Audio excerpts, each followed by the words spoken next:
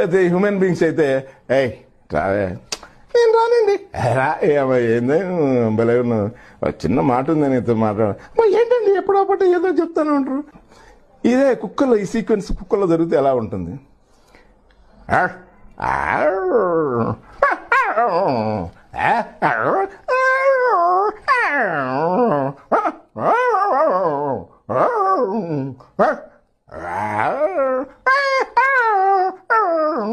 ఎంతమంది చూస్తుంటారు చూసిన అటు నుంచి